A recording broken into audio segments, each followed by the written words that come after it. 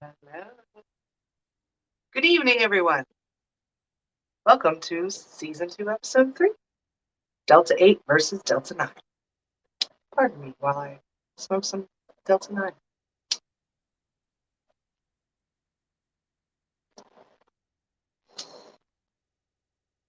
All right.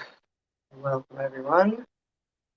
I try to keep up with your comments, whoever may be tuning in. All right. I, okay, I'm going to try to say this politely and not in a belittling way. Um, I was honestly astonished that some people don't know that Delta 9 is good old THC that we've been smoking since we were teenagers. That's what Delta 9 is. Um, the only reason it's been described lately as Delta 8, Delta 9, I believe there's a Delta 10 now, is because Delta 8 came about. Um, it really was just regular old THC up until probably about 10 years ago when they discovered that Delta 9 had an isomer that is Delta 8. So that means that it's the same molecules, it's all the same molecules as the THC regular Delta 9, but you can arrange them differently and therefore they have a different properties to them. Now, both are found naturally in hemp and marijuana. Delta 8 is in your medical marijuana you buy at the dispensary. Delta 9 is also in the Delta 8 that you buy at the gas station or the CBD store. That is federally legal in the United States.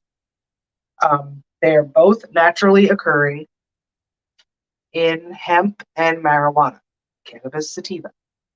Okay, so it it's called THC is tetrahydrocannabinol. Okay, so when you put the Delta 9 in front of it, it just means that it has the way the molecules are set up. There's a 9. Okay, when you take Delta, I'm sorry. Let me start that over. Hi, Breezy. It really can get confusing. I'll try to go slowly.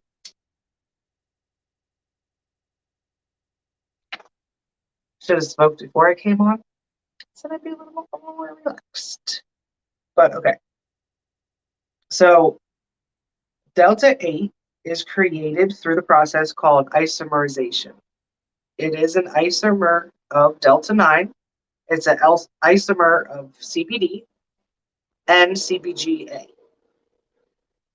All right, I've mentioned this before, and I should probably do a whole episode just on CBG, but CBG is the mother of all cannabinoids. CBGA turns into THC Delta 9. It turns into Delta 8. It turns into CBD. It turns into whatever you want it to turn it into. So when people realized that they could do this, they started taking the Delta 9 and turning it to Delta 8, basically. All right. So Delta 8 is really just a degraded version of Delta 9 that's created when oxidation happens. So we're basically taking CBD and rearranging the molecules to make it Delta 8 so we aren't wasting the good old Delta 9 THC. So that's why they use hemp to make Delta 8. Therefore, it is legal in states that are illegal for Delta 9 medical marijuana. So they just basically found a loophole to be able to try to get the same effects from good old THC. All right, so let's break this down a little different. CBD, hemp flower, you can distract the distillate out of it. Okay, now you have this saucy, gooey distillate sauce. You can make it into basically whatever you want by isomerization. So they can take that CBD distillate, do isomerization, and turn it into CBG. They can turn it into Delta 8. They can turn it into Delta 10. They can turn it into CBN. You pick a cannabinoid and they can turn it into that. That's why they pull it out of the plant and then they can manipulate it. I can't even talk today. I'm really sorry. They can manipulate it to whatever they want it to be, which is the beauty of CBD being legal. So Delta 9 is tetrahydrocannabinol. It stimulates the cells in the brains that release dopamine. So when you take CBD, it actually will fill in those same receptors and block the THC so that you don't get the psychoactive effect. So, I mean, that's Delta 8, that's Delta 9, Delta 10, whatever form of THC you're taking. So that's why they make it the Delta 8, so it's not as psychoactive. Why did I write that part? I know I'm missing something. Okay. So the way that they take CBD hemp flower and isomerization, they dissolve it in a glacial acid. I didn't know this. They dissolve it in a glacial acid and then they get the CBD out. The CBD will turn to Delta 9, the good shit. But once they let it oxidize, it turns back into Delta 8. And then it's legal. Do you see? It's all just a big loophole of how to get THC legally. Okay? So I don't want you guys to think that when you see a Delta 9 that it's some processed thing. No, Delta 9 is the natural, how it comes. It's in the plant like that. We didn't touch it. That's Delta 9.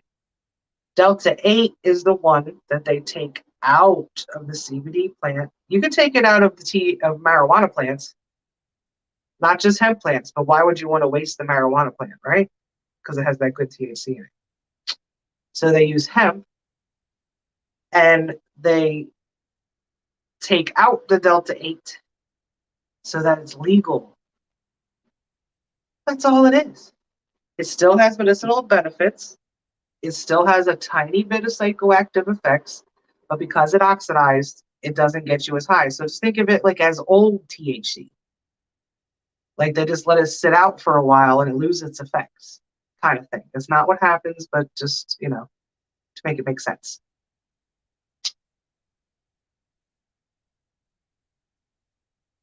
So if you want to get high, you want the THC that's illegal, which is Delta 9. Delta 9 is illegal federally. It's legal in some states. Okay. Delta 8 is hemp, which is federally legal, but illegal in a couple states. So some people can't even have Delta 8. They can't have Delta 9. They can't have nothing. I think that would be like, I forget what state. I don't want to. Some states that you would think weren't doing anything have been doing something lately. I think Mississippi is about to be medical. So if you want that, recreational high, it's Delta 9. That's the good stuff. Delta 8. I do like Delta 8. I am still leery about it because it is not regulated. It's regulated to an extent, to the extent that the hemp flower is regulated. Basically. It's not, they can be using any other kind of product. I don't know what you could substitute for the acid or whatever. But they could be using a different type of product to extract the Delta 8, and we don't know. And they're just trying to make a buck. So That's why I'm a little leery about Delta 8 products. If it has a QR code on it that you can get the lab results and look at them, look for the soil results too. Look at if I know a lot of times it's confusing as to what I'm even looking at. If it has a big old word that you don't know how to pronounce, Google it and see what it is. If it says it's a naturally occurring acid that they use in other food processes and stuff like that, cool. If it's like MCT oil or I can't even think of stuff you don't want right now. Anything metallic, you do not want to smoke that. You do not want to vaporize that into your lungs. That's another thing. Things that are flavored fruit-like are using food terpenes, which are regulated by the FDA. But they are food-grade terpenes. Your body can ingest and digest metals that your body actually needs, like magnesium and stuff like that, iron, whatever. But you cannot smoke that into your lungs. That's the problem. Just because it's safe to eat does not mean it's safe to smoke. That goes for food. That goes for weed. That like anything. You cannot. It's not the same thing. Just because you can eat it doesn't mean you can smoke it. There's a lot of other herbs that you can mix with your weed and smoke, like sage. You can smoke sage. I don't know if you should eat it, and it has to be the right kind of sage to smoke it, or you could die. So, plants and science are a funny thing, guys. You can't just assume. You really got to do some research. Where's my light tip? Ah, there it is.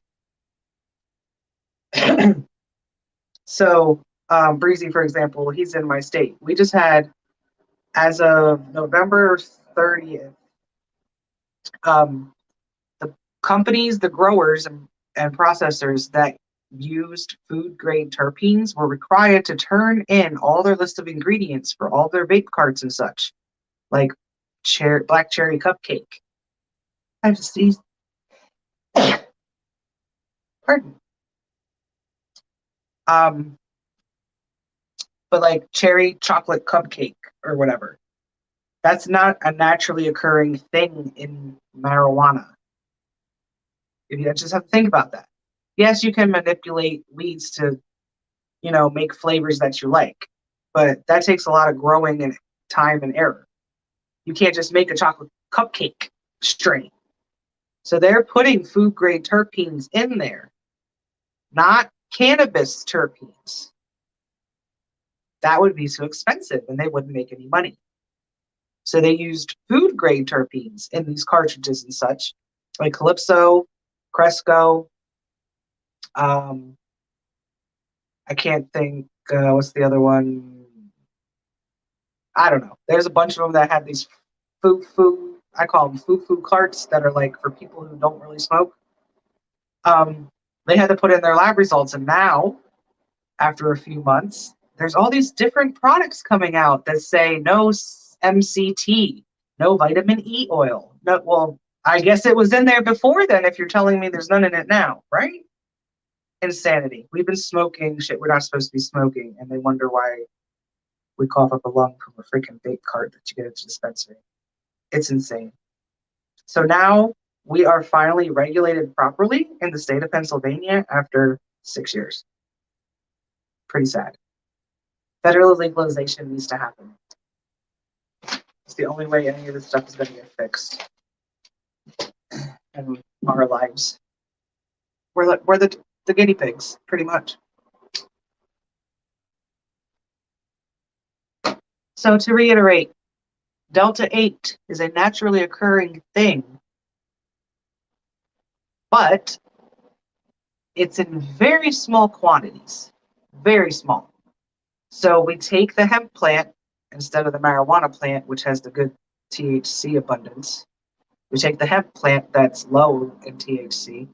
We pull out CBD distillate. I think they do BHO and whatever. We get that CBD distillate and then we do isomerization to it because it has the same molecules. We just have to put them in a different arrangement and it makes Delta 8. Okay, so they take it out. That's why they say that it's synthesized, and that's why people were thinking that it's like K2 or some dumb nonsense like that. It is not fake. It is just manipulated. The molecules are the same. They just make them move in different ways to make Delta 8. Then it's legal. It actually is made into Delta 9. Then the oxidation, after 72 hours of oxidizing, the Delta 8 basically the Delta 9 loses its oomph and becomes Delta 8 at the end. So it's CBD isomerized into THC, Delta 9, the good stuff. But once it's oxidized, it is then Delta 8. So it is a naturally occurring thing. It is nothing to be worried about. But also, if it says Delta 9, that's the good stuff, not to be confused with the synthesized stuff. I need to smoke some more. So I just really thought you guys, sorry, kick the camera. I just really thought you guys might need to know that. I noticed that it's a lot of older people who did not know this because we grew up just smoking weed. You got it in a bag, you rolled it in something, or smoked it out of a damn tin can, or whatever you could find so your parents didn't find out. And we got high. That's all we knew. And then later we learned that there was THC in it, and that's the stuff that we liked. You have to think like 20 years we were like that, and now the last 10, it's, oh, CBD, CBN, CBG. What are terpenes? Oh my God, what are terpenes? Like, I didn't even know what terpenes were before I got my med card. I think I'm going to do another episode on terpenes. Season 1, episode 1 is about terpenes, and episode 2. But I might do it again. The Delta 9 is what they sell in the gas station or doll stores. Were you listening? I'm just kidding. Delta 9 is what we get at the dispensary, Solo. That's what we get at the dispensary. Look on your jar. Here, I got my jar. Okay. It says, oh, this one doesn't have the deltas. Damn it. My other jar does. It's out in the kitchen.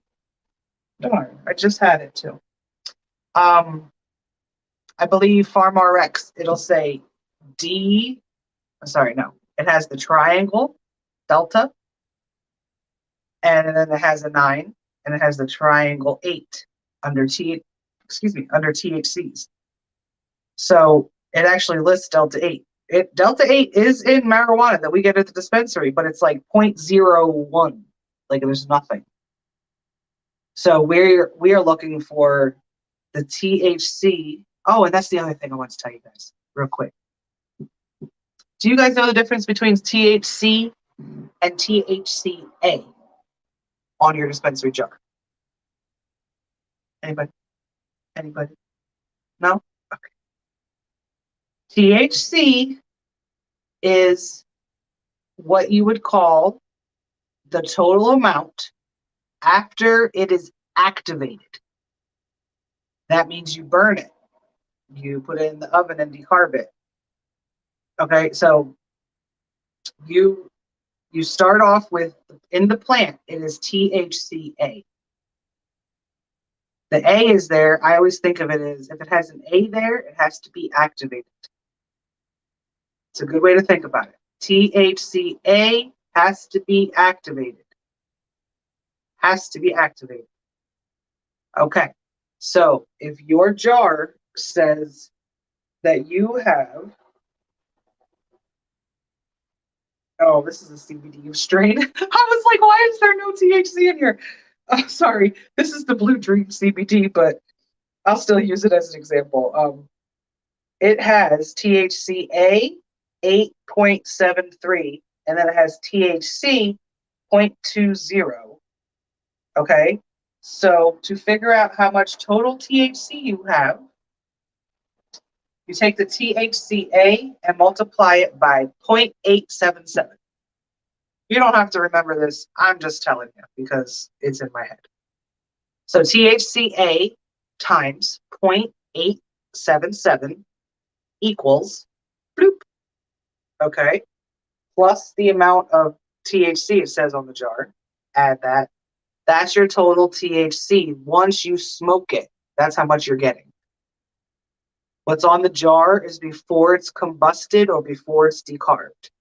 Decarboxylation, which means you heat the marijuana to a temperature of at least 225 degrees, which activates the THC and makes it psychoactive.